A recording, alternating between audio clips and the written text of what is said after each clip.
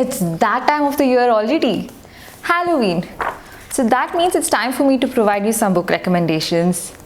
Contrary to my attire all the time, I'm actually a witch, and witches always have cats with them. Have you ever seen a witch without a cat? Absolutely not. So in this video, I'm going to be giving you a mix of supernatural characters across genres, and from cozy to scary, you'll have witches, vampires. So that is what this book recommendation video is all about. So I can't wait to start that. So let's begin.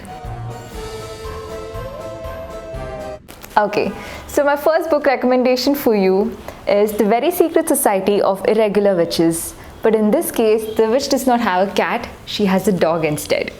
Let me tell you the synopsis of the story. Mika Moon is a witch who belongs to a society of witches. They meet once in a quarter, and Primrose is the head witch. Primrose always tells them never to socialize outside. They're not to reveal their identity to anybody because, of course, if history has taught us anything, is that us witches are persecuted. So they keep their identity a secret. They meet every now and then, like once in a quarter. They exchange spells, they exchange potions that they have been working on, and if there are any life updates they exchange such ideas. And Mika loves to belong to a place, but unfortunately for her, she's never had a chance to actually belong somewhere. As a kid, she was orphaned. So in this particular story, witches are usually orphaned. Even if their parents are witches, somehow they tend to die in an accident. So witches are supposed to stay away from each other. And so Mika always longs to belong somewhere. In one such case, she actually has a social media handle, okay? Something that Primrose strongly discourages. She's totally against this because she feels that witches shouldn't be showcasing their skills in case they are found out. But Mika always assures Primrose, saying that it's okay, nobody's going to find out, I'm just going to be posting spells. They are going to think that, these are just tricks that I'm playing like a magician. So Mika continues posting spells, and one day she receives a very peculiar message that leads her to Nowhere House. So in Nowhere House, there are 3 adults plus another adult who's extremely handsome by the name Jamie. And not just that, there are 3 kids who are witches. So now Mika has to learn, and Mika has to teach them how to control their magic, and she's not allowed to tell Primrose. But is that all that there is in that house? Is that all that they want, or are there more secrets hiding behind that house? The people there seem genuine, they seem warm, but there are secrets lurking in every corner. So how does life pan out for Mika? So this is what the story is about. So overall, I loved reading the story, okay? This is one of probably my top reads, probably my top 5 reads, or probably my top 10 reads of this year, and I absolutely enjoyed reading it. So I rate this book about 4.5, and I highly recommend that you read it. So the thing is, this is a very cozy fantasy book, and it is themed around witches, and it is absolutely wonderful. So you should definitely check this out. So the next book recommendation that I have for you is fairy themed, okay? This one is called Emily Wilde's Encyclopedia of Fairies, and it was written by Heather Fawcett. So in this book, Emily Wilde is a researcher, and she's from Cambridge. So she likes to research fairies, and she's currently trying to compile an encyclopedia of fairies. And no, it's more like an encyclopedia where you can just look up and see how those fairies are. But fairies are not just the cute creatures. Like witches, at least, like people like us, when they see us, people fear us. But fairies, even though they look cute, some of them are ugly, of course. Like, you can never tell how dangerous they are, okay? So that is what this is about. So during her time there, she also has, her unbearably annoying colleague Wendell joins her, and he's also very handsome, okay? But Wendell has his own secrets. So Emily and Wendell get into adventures together. Now, they are in a small town, and they meet strange fairies, they encounter a lot of things, and they also get into adventures together. So that is what Encyclopedia of Fairies is about. I absolutely love reading this book. So not just that, once you read Encyclopedia of Fairies, next please read the other one that was released this year. It's called Map of Otherlands. And then in 2025 in February, there's yet another book that's going to be released in the series, and I just can't wait to read that. So if you are into fairies and all these mythical creatures, I highly recommend that you read this. This is also probably like 4.5 or a 5 rating from me. The third book that I'm recommending is called the Sookie Stackhouse series.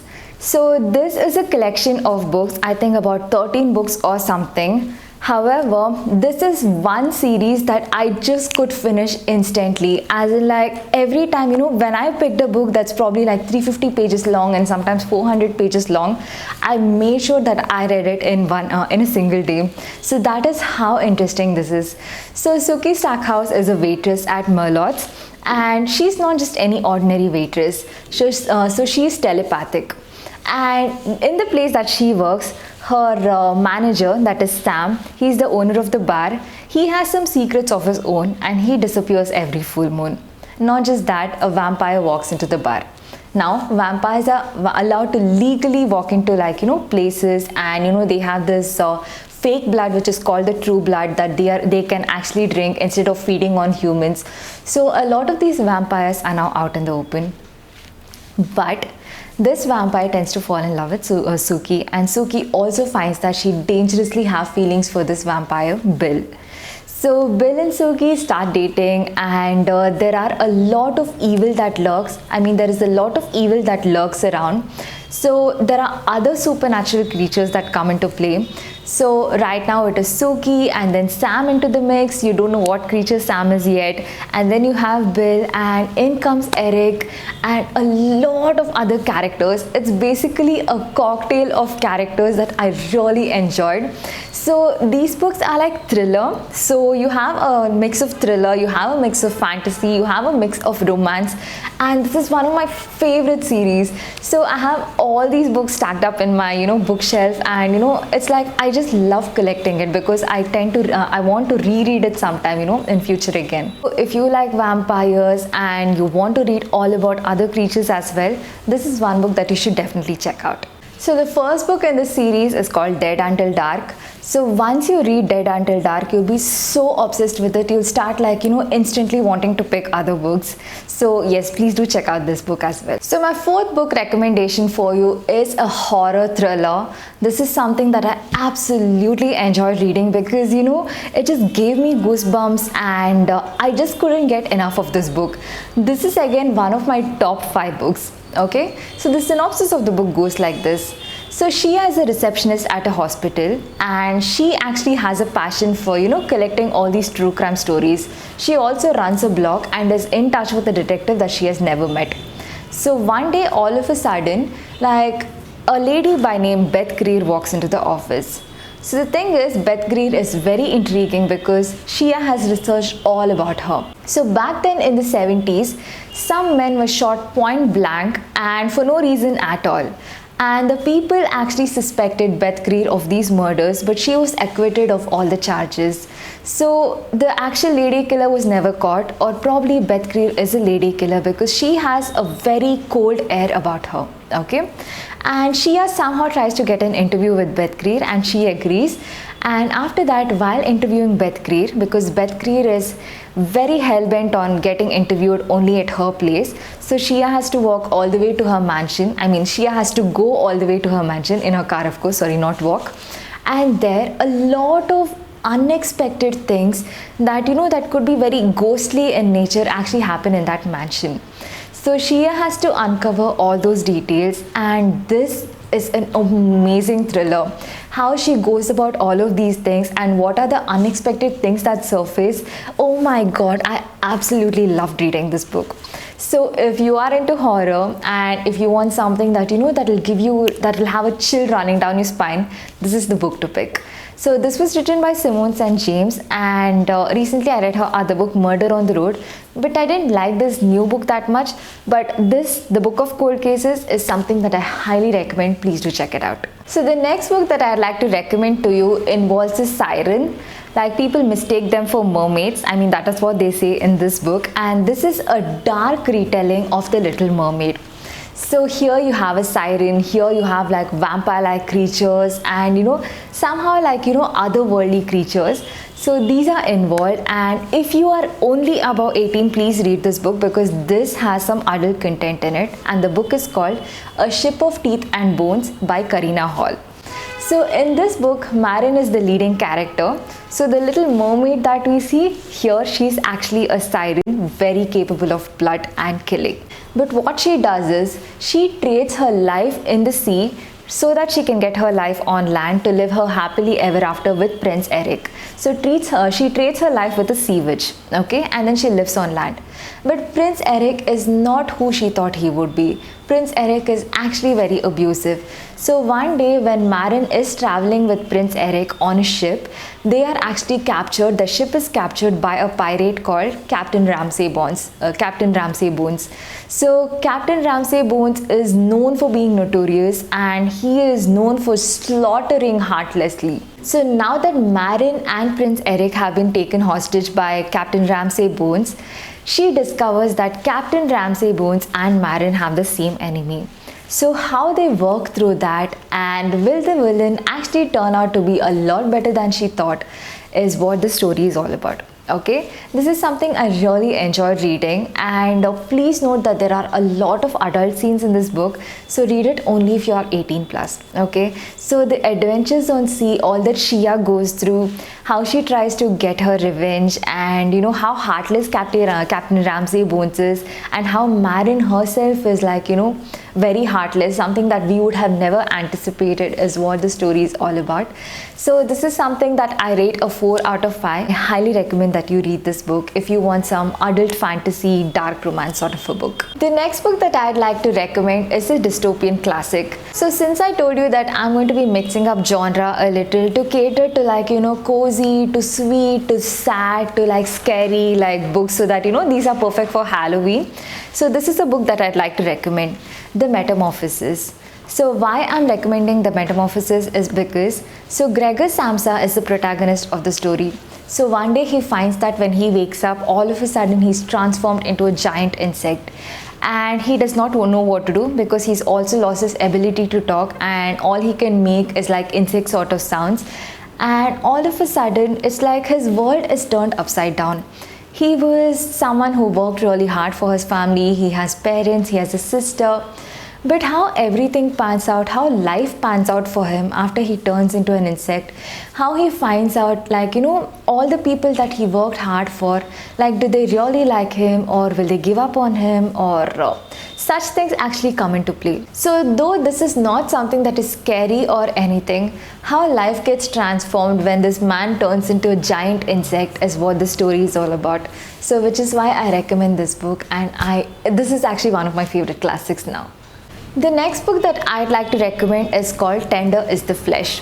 So I rate this book only a 3 out of 5, but hear me out as to why I'm recommending this book. Okay, so the theme of this book, as in like the synopsis of the book, is such that, so all of a sudden animals are infected by a virus and can no longer be consumed by humans. So a lot of humans are pretty fond of meat, right? A majority of the population is fond of meat, and now they cannot consume meat all of a sudden. And after that, it's like people have to find an alternative. So cannibalism starts happening. Okay, cannibalism is now legalized, but you cannot call it cannibalism.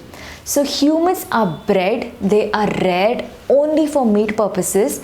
The vocal cords of such humans are cut off so that, you know, people are able to eat them, people are able to slaughter them without all those cries of help, you know, surfacing. So this is what the theme is about. Okay, so just like how animals in the slaughterhouses are treated today, humans are treated in the same way. Okay, so when I read this book, like, it is actually supposed to be a very gory book, and it is something that you cannot digest. So that is what this book is supposed to be. But when I read this book, right, I didn't flinch much. But what happened was the after effects. So once I finished reading, I felt very proud of myself because I didn't flinch, I didn't kind of throw up, I didn't feel like gagging, but somehow I felt like I finished this book. But after finishing this book, the kind of after effects it had on me, oh my god, it was terrible actually. So when I went to sleep, I just could kind of, you know, only repeatedly start thinking of that. How, like, you know, the hot iron is actually kind of stamped on them, like, you know, to mark the numbers and all that. Because right now animals are going through the same thing, right? Because branded hot irons are actually kind of, you know, used to brand them. So the same thing is done to humans, that kept in very small cages, and not very sanitary as such. So it is actually horrifying if you read that.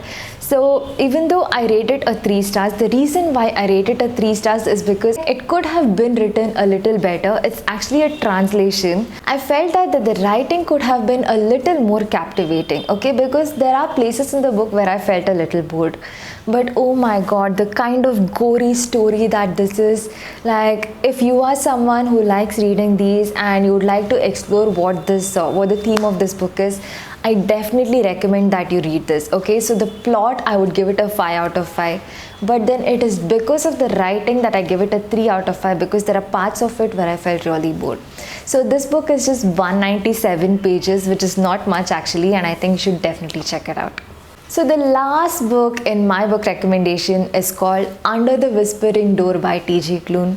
So this is a very heartwarming story, a very beautiful story. There are places in the story that will make you cry, and I feel like it is a perfect Halloween recommendation because it deals with ghosts, okay, but then you'll see ghosts a lot differently. So Wallace is someone who is very focused on his work, okay, and all of a sudden he dies. It was a very unexpected death, and it was a very sudden, quick death, okay. And now that Wallace is dead, he's trying to understand what is going on. So in his life, he never really lived properly because he was always focused on work. For him, his entire life revolved around work. He even divorced his very loving wife because he could not give her time, and he felt that, you know, it is very absurd of her to actually ask for his time. So that is how focused he was on work, and now all of a sudden after death he's free, okay. So after his death, the Grim Reaper, she's a woman by name Mei Ling. So Mei Ling actually comes to take Wallace to, like, you know, a place called Charon's Crossing. So in Charon's Crossing, he meets Hugo and Hugo's grandfather Nelson. So Nelson is also dead just like Wallace. So Wallace and Nelson are ghosts now, and they also have a dog by name Apollo, who is also a ghost. So Hugo is a ferryman, and Hugo is supposed to be delivering Wallace to the other side. He does not know what is on the other side, but all he knows is that it is going to be peaceful once he moves on to the other side. But Wallace feels that he hasn't lived life at all. So what happens after this, all the relationships that he develops with Mei Ling, Hugo, Nelson, Apollo, and a few other adventures that he has, it's like Wallace tries to make up for not living, when he was alive. So this is such a beautiful, heartwarming book, and this was written by T.J. Klune, who is also the author of The House in the Cerulean Sea. So I'm sure a lot of you have heard a lot about The House in the Cerulean Sea. It is something that, it's on my TBR, and I definitely want to read it. So generally, I'm not a fan of audiobooks because I tried listening to some audiobooks, but I felt like it just wasn't my thing, until I came across this book called Under the Whispering Door. So when I heard this audiobook, it is actually narrated by Kurt Graves, and the kind of voice modulations he makes, and it is just so amazing. I absolutely loved listening to this book.